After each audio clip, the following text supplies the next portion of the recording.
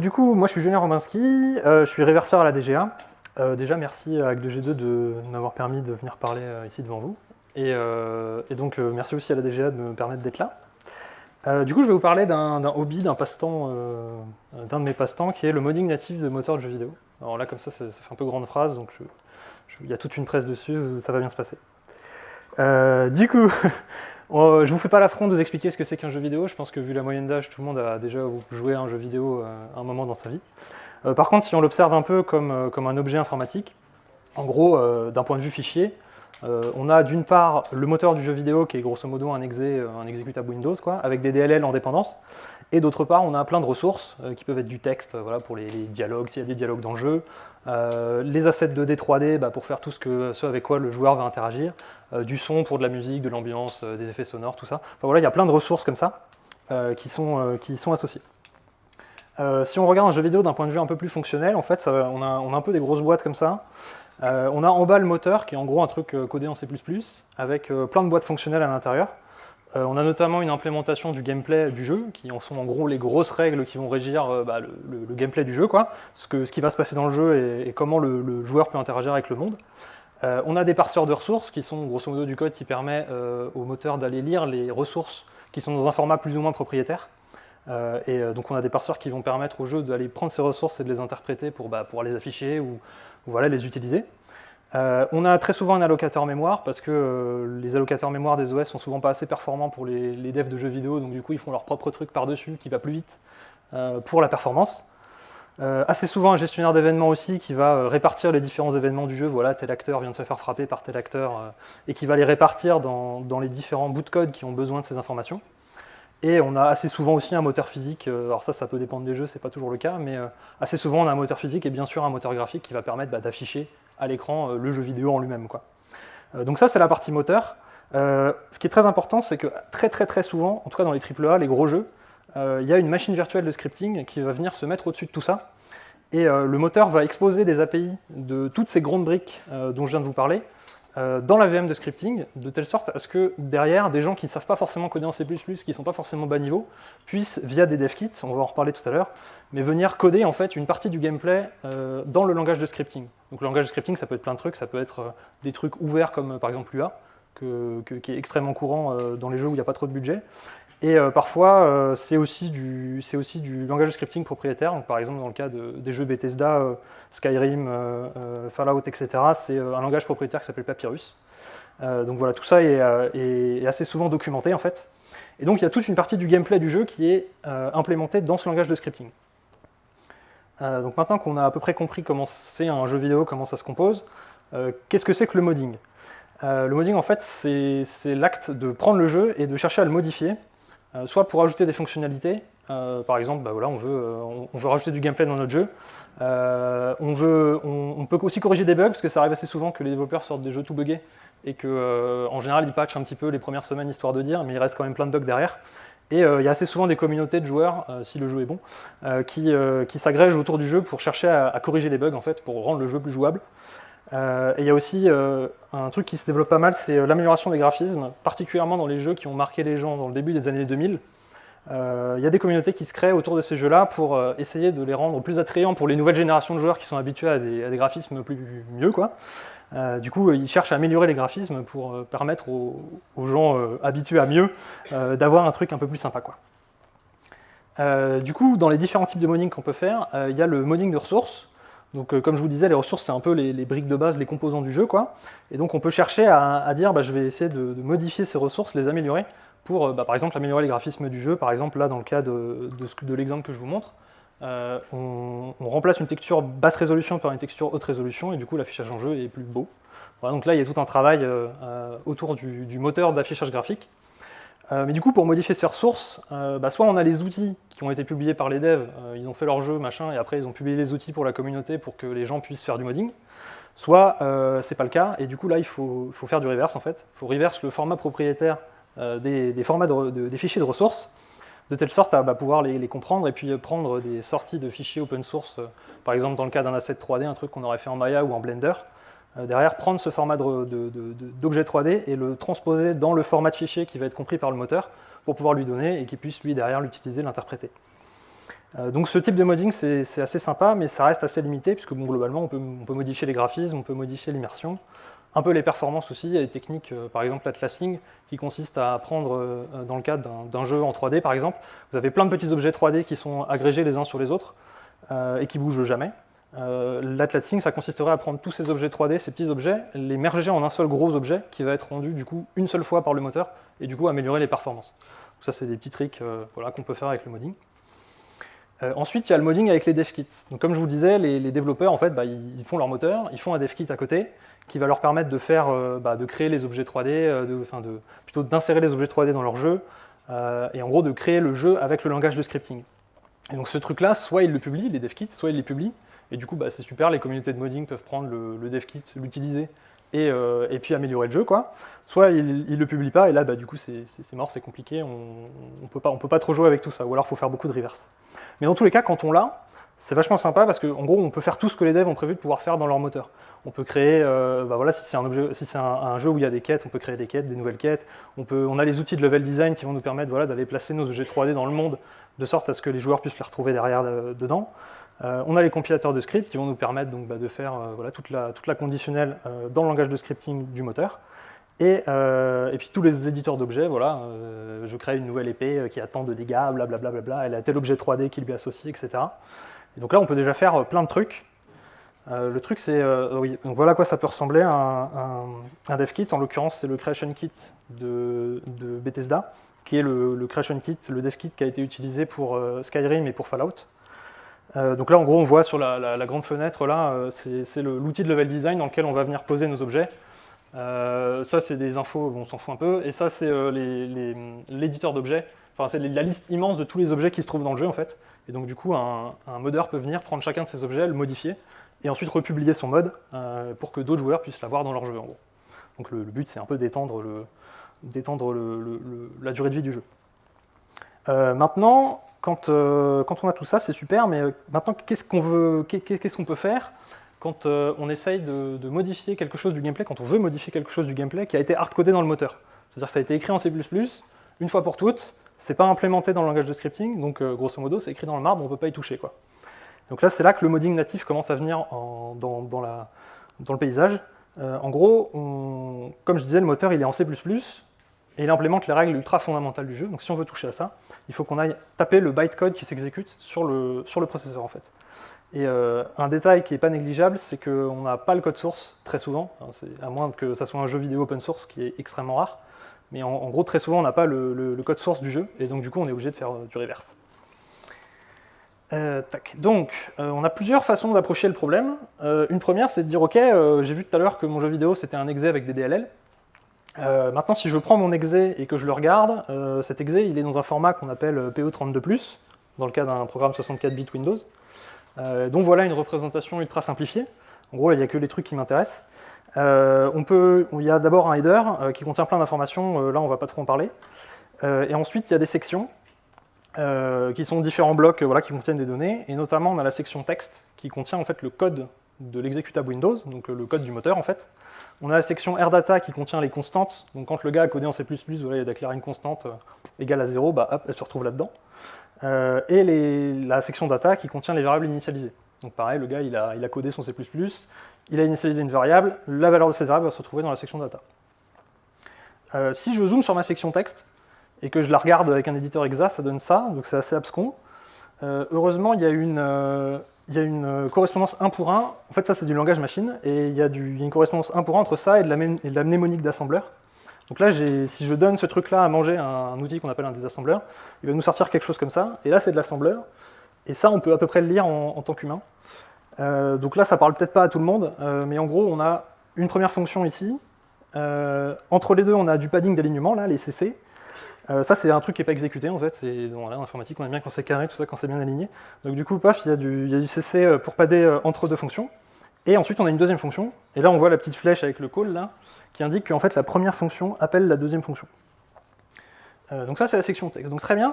Alors maintenant si je prends mon fichier, parce que c'est un fichier, c'est un exe, et que je dis je vais venir modifier les instructions bytecode directement dans mon fichier. Donc par exemple je vais écrire des 90 là, à la place de ce qu'il y avait avant, je vais écrire 5,90. 90, c'est l'instruction machine qui correspond à l'instruction nope pour le processeur qui dit ne fais rien.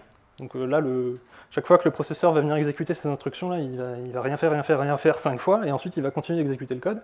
Donc là, ce que je viens de faire en fait en écrivant dans mon fichier, c'est que je viens de supprimer un appel de fonction, purement et simplement du moteur, quoi. Donc là, je commence déjà à modifier le comportement de mon moteur. Si je lance ce programme-là, j'ai le même comportement qu'avant, sauf qu'il y a un appel de fonction en moins. Donc, premier truc qu'on peut faire. Ensuite, maintenant, là en fait, ce truc-là, c'est une fonction qui retourne 0. Alors là, c'est petit truc d'assembleur rapide. EAX, c'est le registre dans lequel il y a la valeur de retour d'une fonction. On voit l'instruction XOR EAX, EAX, je montre mon écran depuis tout à l'heure, ça sert à rien. XOR EAX, EAX, qui met en fait 0 dans EAX, et en fait, au moment du return, ça équivaut à un return 0 en fait, en C. Maintenant, admettons que je veuille la même fonction, mais qu'elle return 1 à la place de 0. Du coup, je peux venir patcher avec de nouveaux octets, pour faire un move AL qui dit en gros mets dans les 8 bits de poids faible du registre AL la valeur 1, donc en gros j'avais 0, maintenant je mets 1 dedans, et maintenant fais ton return. Alors là on voit un truc qui est intéressant, c'est que avant ici j'avais un CC là, et maintenant j'ai mis un C3. C3 ça correspond à return, et en gros je viens de manger sur le padding d'alignement pour rajouter des instructions dans ma fonction qui jusque là étaient limitées. Ce qu'il faut voir, c'est que quand j'écris mes 90, là, l'instruction call là, que j'ai remplacée, elle fait 5 octets, et si j'en avais écrasé que 1 ou 2, en fait j'aurais eu un truc assembleur qui est plus cohérent, j'aurais eu un langage machine plus cohérent, et là ça aurait crash à l'exécution du programme en fait. Donc du coup je dois respecter la taille des instructions pour éviter de faire n'importe quoi, et là comme je veux rajouter des instructions, je suis obligé de rajouter des octets. Mais comme j'ai une code cave, comme j'ai un padding d'alignement, du coup dans le jargon on appelle ça une code cave, c'est-à-dire un endroit qui n'est pas du code exécutable, mais que je peux utiliser moi pour mettre du code exécutable dedans, pour gagner un petit peu, gratter un peu des instructions comme ça.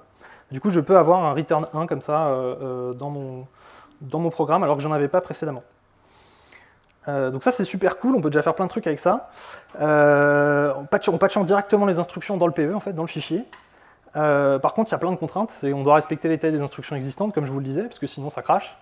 On peut utiliser nop pour supprimer les instructions, donc ça c'est le truc classique. Voilà, je veux virer un call, hop, je mets 5 nop, ça supprime le call. Et on peut utiliser nos code cave pour rajouter un peu de code là où ça on peut glisser notre code à l'intérieur des code cave pour rajouter des fonctionnalités éventuellement. Donc c'est vachement bien, mais bon, l'assembleur c'est un peu pénible à écrire, on va pas se le cacher. On a les limites de place parce que ben voilà, je ne peux pas écraser du code de mon moteur comme ça. Il faut quand même que je garde suffisamment pour que mon jeu il s'exécute, quoi.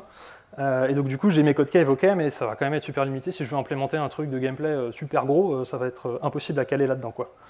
En plus on n'est pas linké, c'est-à-dire qu'on ne peut pas faire d'appel de fonctions facilement, ni les fonctions du moteur, ni les fonctions des librairies standards, tout ça c'est mort, c'est compliqué. Enfin, ou alors il faut faire des machines incroyables de résolution et ça devient vite pénible.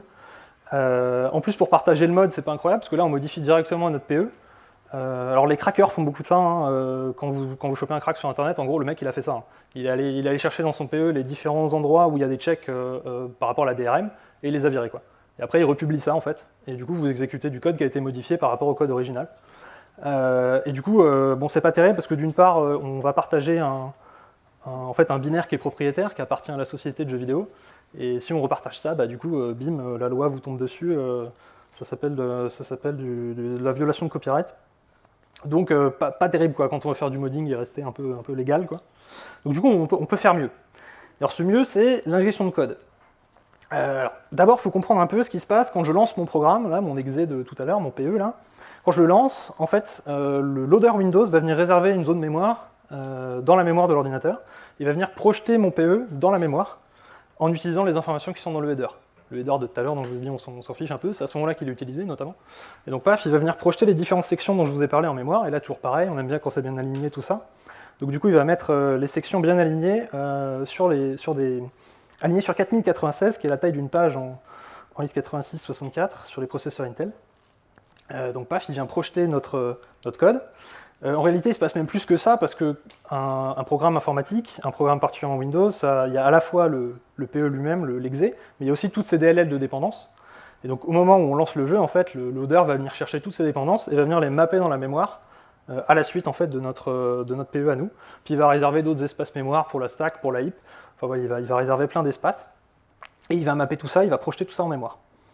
Donc si on résume un peu le truc, ça donne ça. C'est-à-dire qu'on a notre exe, on le lance, on a le loader qui vient charger en mémoire, on retrouve notre PE mappé avec les différentes sections, et on retrouve notre code assembleur dans la section texte mappé. Donc du coup là on se retrouve avec notre section texte qu'on a vue tout à l'heure, mais cette fois projetée dans la mémoire et plus dans un fichier. Donc ça c'est ce qui se passe au lancement d'un process. Un truc qui est bien, c'est que Windows nous fournit toutes les API pour, depuis un exe, aller influencer la mémoire d'un autre exe. Et en fait, il donne tout ce qu'il faut pour aller modifier les droits d'accès sur les différentes sections de l'exe mappé en mémoire, et pour lire et écrire des données dessus. Donc, paf, je vous parle un peu de ces API-là. On a OpenProcess, donc ça, c'est des API qui sont dans kernel 32. On a OpenProcess qui va nous permettre de récupérer un handle sur le process, et ensuite on va utiliser ce handle dans les autres API pour faire plein de trucs sur le programme. On a VirtualProtectX qui nous permet de modifier les droits d'accès sur certains morceaux de la mémoire du process distant. On a Write Process Memory qui va nous permettre d'aller écrire de la mémoire dedans. Donc depuis un process, je vais écrire de la mémoire dans un autre process. Et Read Process Memory qui va nous permettre de lire la mémoire de l'autre process depuis mon process. Donc du coup, je peux écrire un injecteur auquel je vais donner le PID de mon programme. Via OpenProcess, il va récupérer un handle dessus. Donc là, c'est ce que je montre. Hop, on a notre programme mappé en mémoire. On lance notre injecteur, il fait un OpenProcess sur la mémoire sur le process du jeu. On fait un VirtualProtectX qui va venir changer les droits d'accès sur la section .text qui contient le code, qui était avant en read execute, maintenant elle est en read write execute, ce qui fait que je peux maintenant écrire dans ma section texte.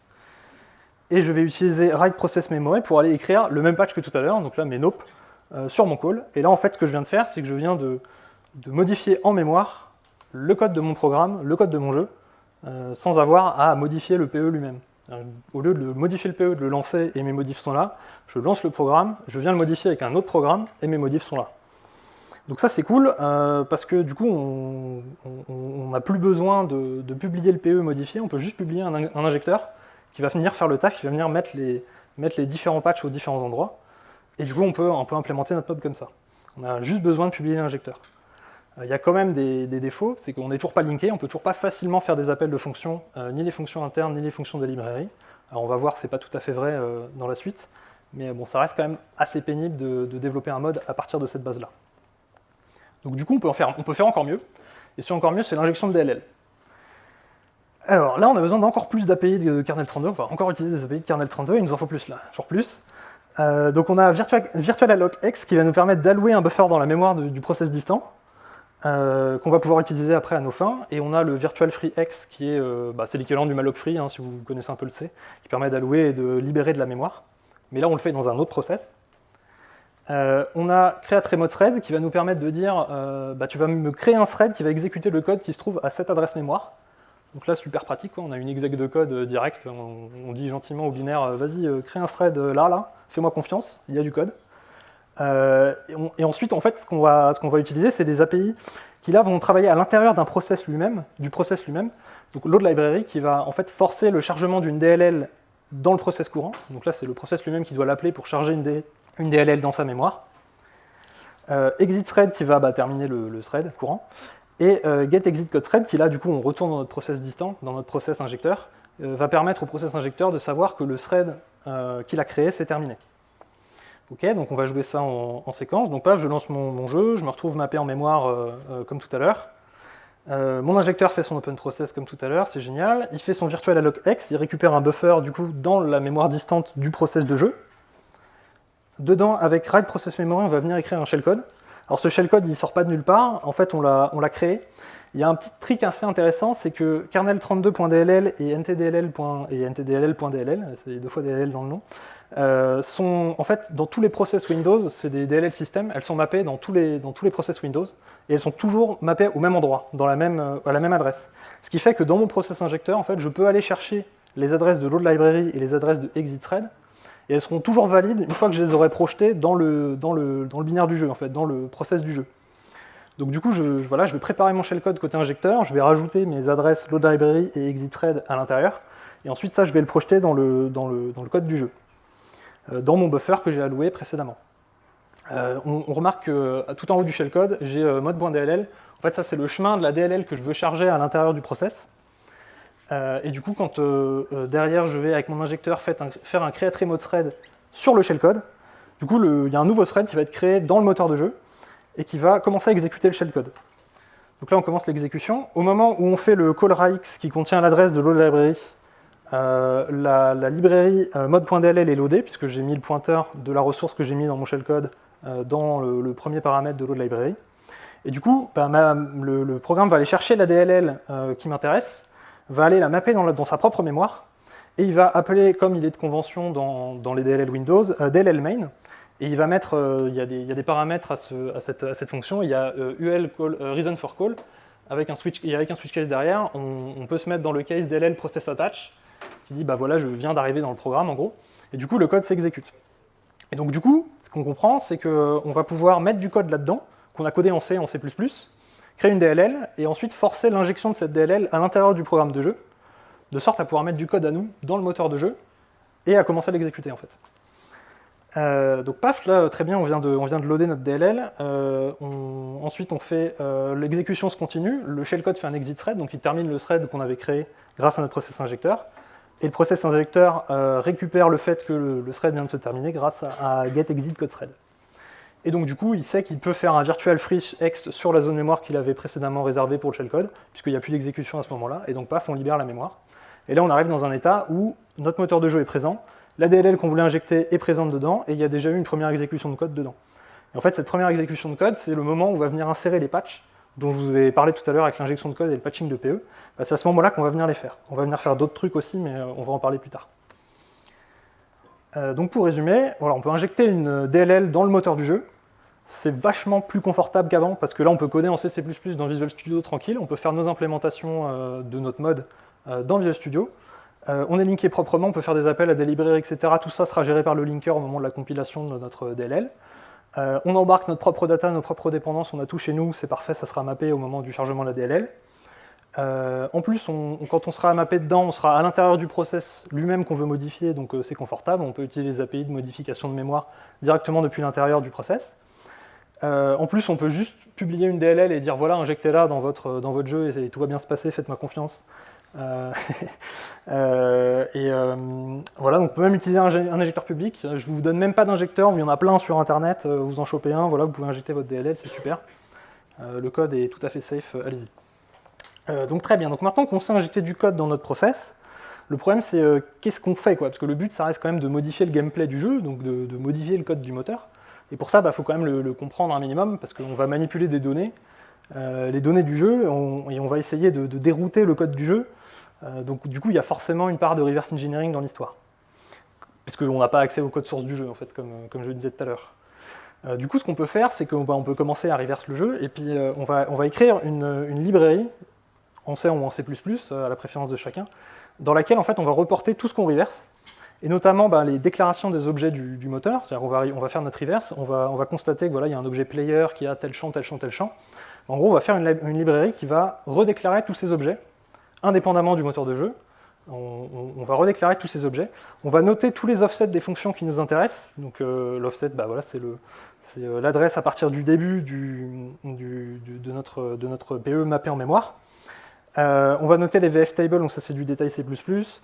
On va noter aussi les offsets des variables globales, on va mettre tout ça dans notre lib de reverse. On va aussi noter les prototypes des fonctions du moteur, parce qu'on va vouloir les utiliser, et donc pour ça, il faut savoir quels arguments on va leur donner au moment où on va les utiliser. Sinon, ça marche moins bien, ça va crash, quoi. Ce qu'il faut voir, c'est qu'en fait, la création de ces libs de reverse, c'est souvent un effort communautaire, c'est-à-dire que c'est rarement un mec tout seul qui s'est dit je vais me reverser les 100 000 fonctions du moteur de Skyrim et je vais publier le machin pour que tout le monde en profite.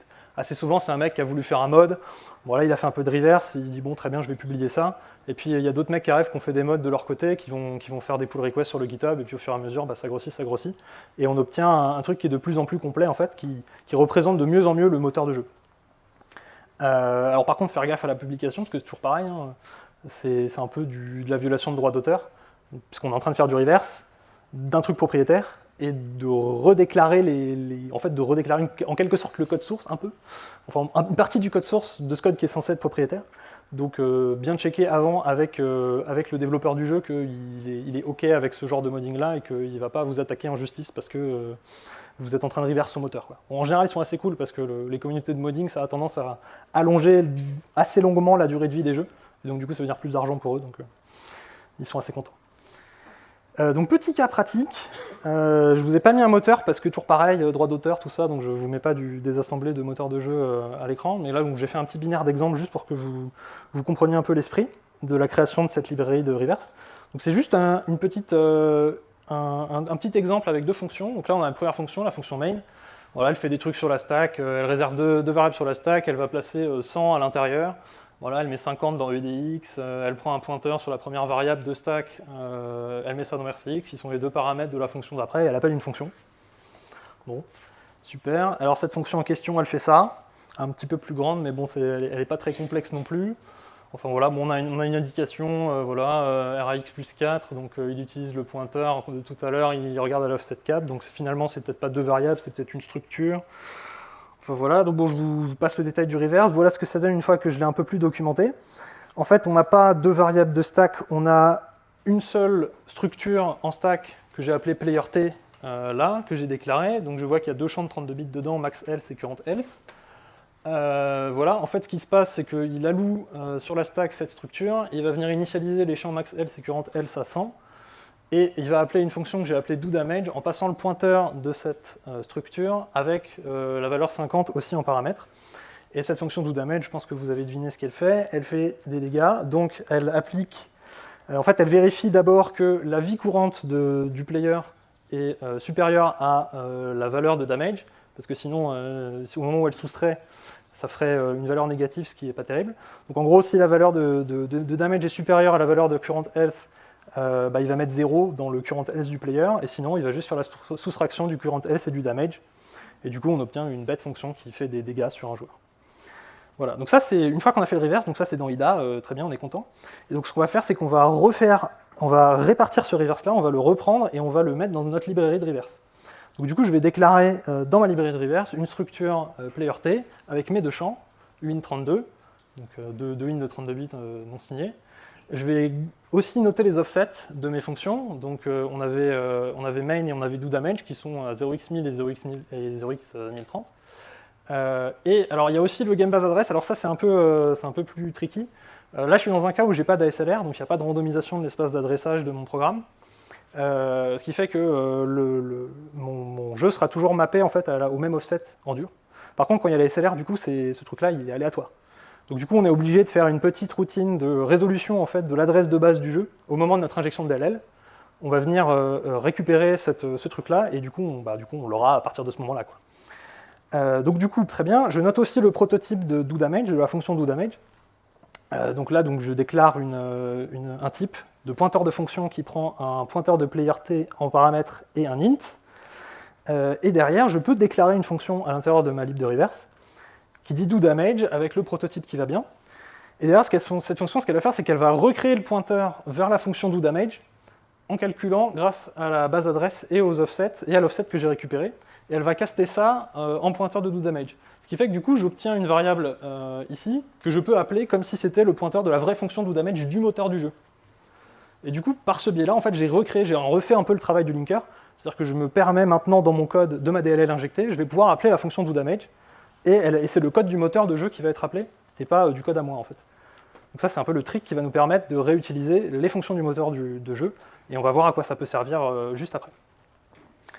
Alors pour le reverse, on aime bien trouver des points d'entrée, parce que c'est pas toujours évident, comme je disais, un moteur de jeu ça peut être des centaines de milliers de fonctions. Donc quand vous cherchez un truc précis, voilà, vous voulez altérer les dégâts que prend un joueur quand il a moins de vie par exemple, et ben vous voulez converger rapidement vers le code qui va faire le doDamage en l'occurrence. Et un super point d'entrée pour ça, c'est l'API de scripting. Donc là, on retourne au langage de scripting de tout à l'heure. En général, ces API, elles sont publiques, elles sont publiées par les développeurs, et il y a des descriptions qui vous disent exactement, voilà, là j'ai une fonction, elle fait ça. Donc admettons, j'ai une fonction doDamage et elle fait ça. Elle fait des dégâts, quoi. Et en fait, ce qu'il faut voir, c'est que chacune de ces fonctions du langage de scripting a une implémentation en C++ côté moteur. Donc un truc qui est intéressant à faire pour retrouver rapidement le code qui nous intéresse dans le moteur, c'est de partir de l'API de scripting, de comprendre un peu comment l'API de scripting déclare la VM de scripting va déclarer ces fonctions-là, pour pouvoir les retrouver côté moteur, et du coup pouvoir reverse directement du code intéressant. Pareil pour les objets, tous les objets qui sont manipulés par l'API de scripting en fait, ont un pendant côté moteur, probablement un objet C++, qu'on va pouvoir reverse. Donc toutes les infos qu'on peut choper en fait côté scripting vont nous servir pour derrière avoir des idées préconçues sur comment vont se goupiller nos objets côté moteur. Donc tout ça c'est des trucs de Skyrim, hein, c'est du papyrus. Un truc intéressant à faire aussi, c'est de reverse vraiment la VM de scripting pour bien comprendre comment je peux, par exemple, donner un pointeur de fonction et lui dire, voilà, tu vas publier dans le langage de scripting une fonction qui s'appelle doDamage, et voilà son implémentation côté C++, de telle sorte à ce qu'en fait on puisse créer des synergies entre les deux communautés de modding, c'est-à-dire celles qui font le modding natif et celles qui font le modding via les scripts, parce que du coup ça permet de nous créer des fonctions et de les exposer en Papyrus ou dans le langage de scripting pour les autres développeurs. Donc là, on peut vraiment créer des trucs, c'est souvent quand ces deux communautés s'associent qu'il y a le plus de résultats, les résultats les plus sympas. Donc on peut faire ça pour publier des fonctions, publier des events custom, et aussi avoir des variables globales en fait, dans le monde du scripting qu'on influence depuis notre monde, nous, du moteur, depuis notre DLL injecté. Donc pour résumer, on veut modifier le code du moteur, c'est ça le but du modding natif, et donc il faut commencer par comprendre ce sur quoi on est en train de travailler. Et donc pour ce faire, on constitue notre librairie de reverse qu'on va pouvoir utiliser derrière pour implémenter du gameplay, qui va nous permettre d'appeler des fonctions du moteur et de jouer avec ces différents objets. Et surtout, le truc important, c'est en reversant la VM, on peut influencer le côté scripting du jeu et faire des synergies de communauté. Maintenant, le dernier truc, c'est cool, on arrive à injecter du code et à avoir des implémentations, on peut appeler les fonctions du moteur, mais comment est-ce que je fais pour détourner le code du moteur pour qu'il aille dans ma DLL maintenant? Parce qu'on a vu qu'effectivement, au moment du DLL main, je peux déjà faire des trucs. Par contre, moi, ce que je veux, c'est, à chaque fois qu'il se passe un certain événement dans le moteur de jeu, je veux avoir une influence. Donc pour ça, il faut que j'arrive à détourner le code du jeu au moment où il se passe ce truc-là. En fait. Et donc la solution pour ça, c'est les techniques de hooking. Donc le hooking, ça consiste à détourner le flow du code, ça se fait assez souvent au moment d'un call ou d'un jump, qui sont des instructions qui permettent de sauter d'un bout de code à un autre. Et en gros, le but du jeu, c'est de rediriger vers notre propre code. Alors le hooking, on peut le faire avant d'appeler une... Pardon. Si on veut hooker une fonction, en fait, on va soit le faire avant la fonction, c'est-à-dire on veut que notre code s'exécute avant la fonction, ou après la fonction, et parfois pendant, mais alors pendant, c'est assez compliqué à mettre en place, mais ça se fait. Alors d'abord, il faut faire une petite explication de comment ça marche l'instruction call, pour bien comprendre la technique de hooking que je vais vous parler. Donc du coup, l'instruction call, c'est là on retourne dans l'hexadécimal de tout à l'heure, on a en fait 5 octets. Le premier octet, c'est juste l'instruction, ça dit juste ce truc-là est un call, donc les 4 prochains octets sont l'offset 32 bits Little Indian depuis l'adresse d'instruction suivante auquel je vais sauter. Alors c'est pas forcément super clair dit comme ça, mais en gros ça veut juste dire qu'il va prendre l'adresse de l'instruction d'en dessous, il va ajouter l'offset là, il va le retourner, il va le mettre dans le bon sens pour les humains, et il va sauter là, quoi. Donc du coup si je voulais modifier ça, je peux calculer l'offset auquel je veux faire sauter le truc, je peux calculer l'offset qu'il va falloir que je mette pour qu'il saute à l'endroit où je veux qu'il saute, en prenant l'adresse de destination où je veux qu'il saute, en retirant l'adresse du call, -5, et là je me retrouve en fait avec un offset que je peux écrire en 32 bits Little Indian sur mon call, et pour le faire sauter ailleurs que là où c'est prévu normalement en fait. Donc on va prendre un exemple, on va ajouter une feature sur notre petit code de tout à l'heure. On va faire en sorte que si le joueur a moins de 50% de vie, les dégâts qu'il subit sont réduits de 20%. Donc là c'est un mode, c'est ultra simple, mais c'est juste pour l'exemple. Du coup on connaît déjà la fonction qui inflige les dégâts, on n'a pas besoin de faire le reverse, on l'a déjà fait, c'est doDamage. Et du coup on va implémenter notre feature via un hook de la fonction doDamage. Du coup dans ma DLL que je vais injecter, je vais faire un call hook, et donc il va falloir que j'implémente la feature que je voulais, donc la feature de mon mode, à l'intérieur de la DLL que j'injecte, et faire un call hook pour rediriger le code à l'intérieur. Donc du coup, le code il est tout simple, hein, je redéclare une fonction qui a le même prototype que la fonction que je vais hooker, qui va faire les manipulations qui vont bien, c'est-à-dire regarder si la vie du joueur courant est inférieure à 50%, et si c'est le cas, va simplement retirer 20% des dégâts, et ensuite la fonction va appeler la fonction originale. Du coup, le principe du call hook, c'est qu'on va juste aller modifier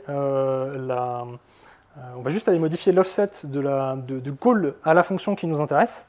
Donc le call hook c'est ultra précis parce que on patch juste un seul call. Donc si vous avez 150 calls à la même fonction, il faut faire 150 hooks si vous voulez. C'est un peu pénible, mais voilà. Si vous voulez tout hooker, alors par contre si vous voulez pas forcément tout hooker, s'il y a juste certains chemins de code que vous voulez hooker, bah, c'est pratique parce que vous pouvez hooker juste le chemin de code que vous voulez et tous les autres vont appeler la fonction normale. Par contre, ouais, du coup, les 150, on est obligé de tous taper, quoi. Du coup, pour l'exemple, là on se retrouve avec de nouveau notre programme en mémoire. Je fais mon injection de DLL, et au moment du DLL main, en fait, je vais venir faire ça. C'est-à-dire que je vais venir calculer l'offset avec la petite formule que je vous ai parlé, l'offset pour que le call saute dans doDamageHook, qui se trouve dans ma DLL, du coup, dans le code de ma DLL, une fois qu'elle est injectée. Et je vais venir écraser le call qui est tout en haut, le call qui est dans le code original du moteur, de telle sorte à ce qu'il saute dans doDamageHook, qui se trouve dans ma DLL, que je fasse ma petite modif DDamage si c'est nécessaire, et ensuite je fais mon call grâce à mon doDamage que j'ai fait tout à l'heure dans ma lib de reverse, je vais pouvoir de nouveau appeler la fonction originale. Donc en fait, j'ai détourné le code flow pour qu'il passe dans ma DLL, que je fasse mes petits trucs, et qu'après on retourne dans le code normal. Voilà, et donc là on a implémenté tout bêtement notre mode qu'on avait prévu de faire. Une autre technique, c'est le trampoline, elle est un petit peu plus bourrine. Ça permet de patcher tous les appels à une même fonction, quoi qu'il arrive.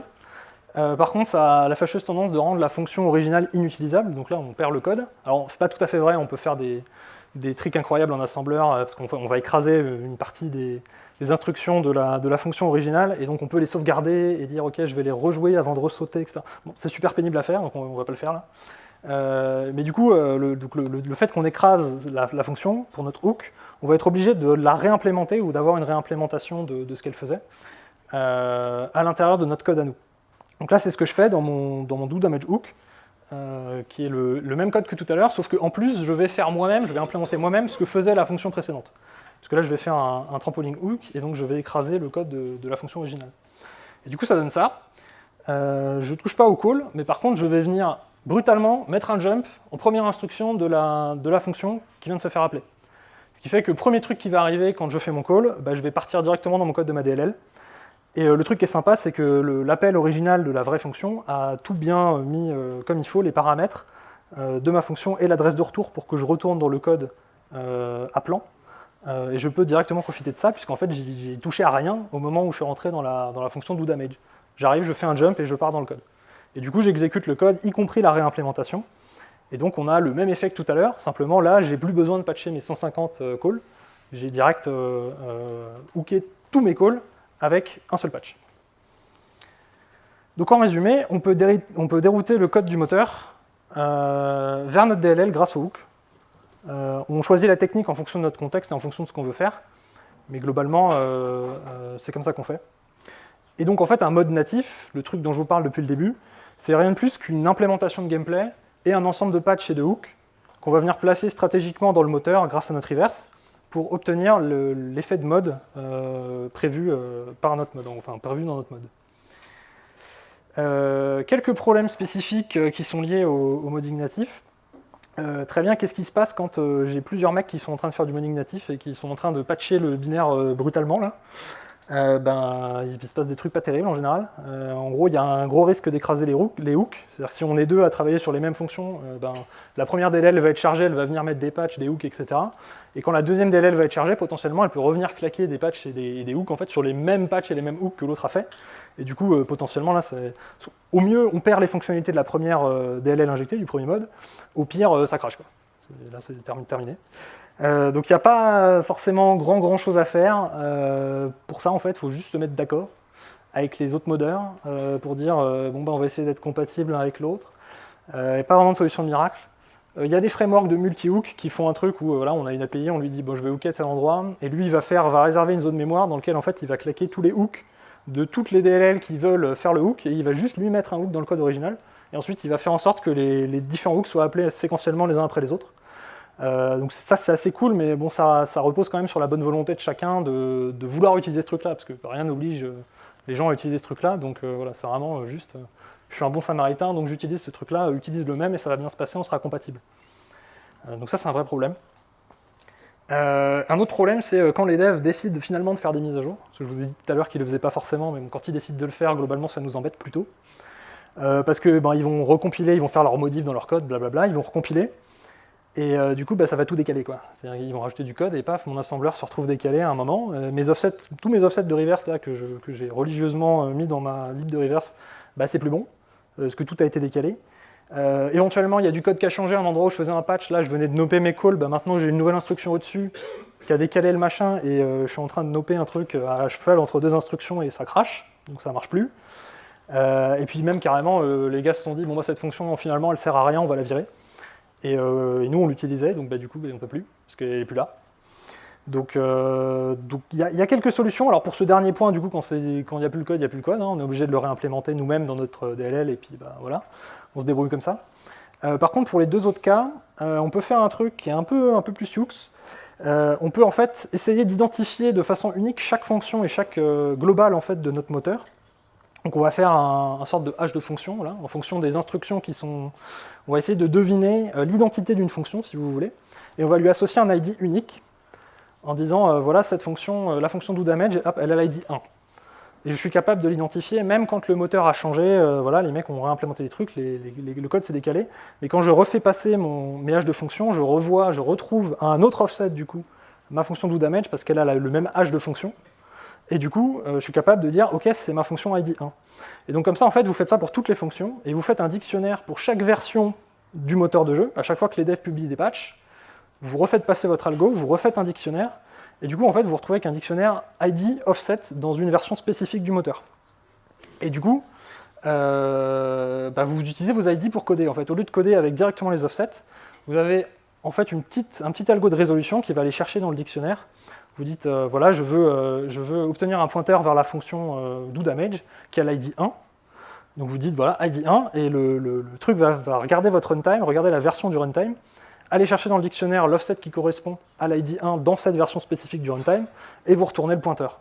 Et du coup, de cette façon-là, en fait, vous avez un truc totalement générique à travers les versions du jeu, et ça vous permet notamment de supporter les versions craquées, puisque nos amis du cracking, assez souvent, ils font un jeu une fois, et après, ils passent à autre chose. Donc du coup, vous allez avoir une version du runtime, pendant que les autres qui ont acheté le jeu, eux, continuent d'avoir les mises à jour des devs, et donc du coup, n'ont plus la même version que vous. Et donc si les modeurs n'utilisent pas ce genre de technique, eux, ils supportent toujours le dernier runtime, et vous êtes bloqué à utiliser votre version craquée, où les modes sont plus compatibles en fait. Donc voilà, cette technique permet aussi de supporter les versions craquées, si vous voulez le faire. Voilà, c'est à peu près tout pour moi. Ça, c'est pour mon entretien annuel. Voilà, déjà mis recrute, tout ça. Est-ce que vous avez des questions ?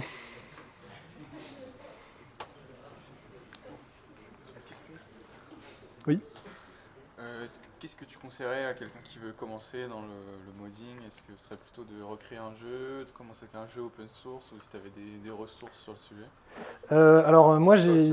Ouais, alors la question c'était qu'est-ce que tu conseilles à quelqu'un qui voudrait se lancer dans le modding natif ? En vrai, je conseille de prendre un jeu sur lequel il y a déjà une grosse communauté de modding. Je pense, moi j'ai commencé avec Skyrim.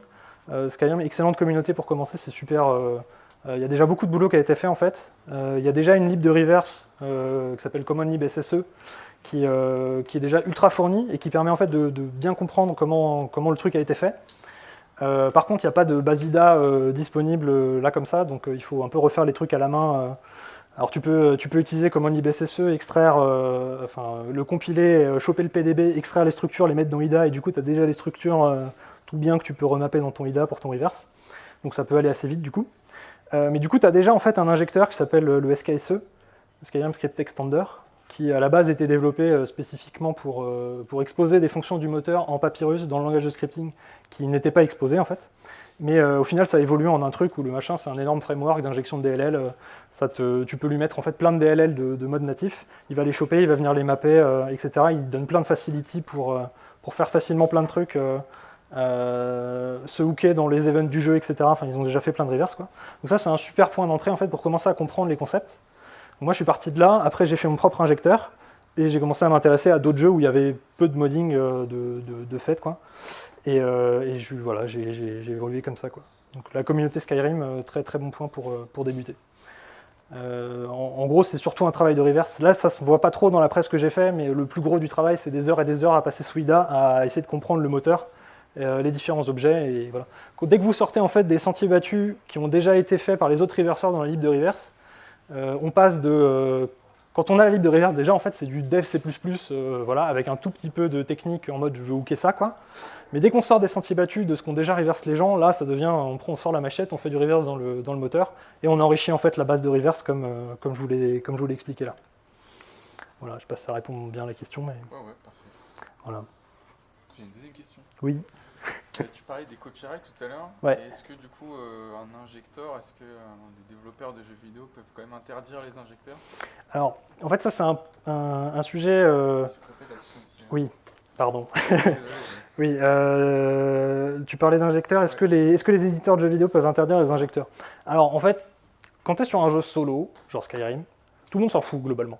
C'est-à-dire que tu peux injecter ce que tu veux, t'embêtes personne. Par contre, si c'est un jeu en ligne, tu prends exactement les mêmes techniques et tu les appliques sur un jeu en ligne, ça s'appelle du cheat. Voilà. C'est-à-dire que tu peux faire des trainers de cheat avec exactement ces techniques-là, et ça, pour le coup, c'est très interdit, quoi. Donc, alors, tu vas essayer de le faire, et puis tu vas vite te faire taper sur les doigts, tu vas vite te faire bannir ton compte, parce que ce genre de techniques-là, elles sont connues depuis des années, et en gros, c'est cramé, enfin, les anti-cheats, ils vont te cramer tout de suite, et terminé, quoi. Donc, je ne donnerai pas de tips pour les cheaters aujourd'hui, mais... Mais voilà. Donc là, par contre, oui, il y a un vrai sujet, quoi. Les anti-cheats, ils implémentent des trucs de plus en plus chiadés, aller jusque dans le kernel pour essayer de regarder si un mec est en train d'essayer d'injecter du code quelque part, ou enfin voilà. Ça commence à aller très très loin, donc là c'est le jeu du chat et de la souris.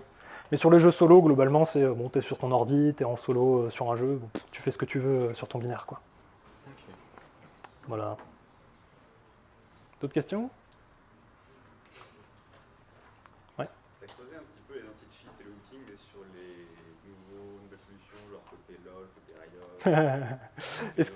Est-ce que j'ai creusé les anti-cheats sur les jeux vidéo, récents?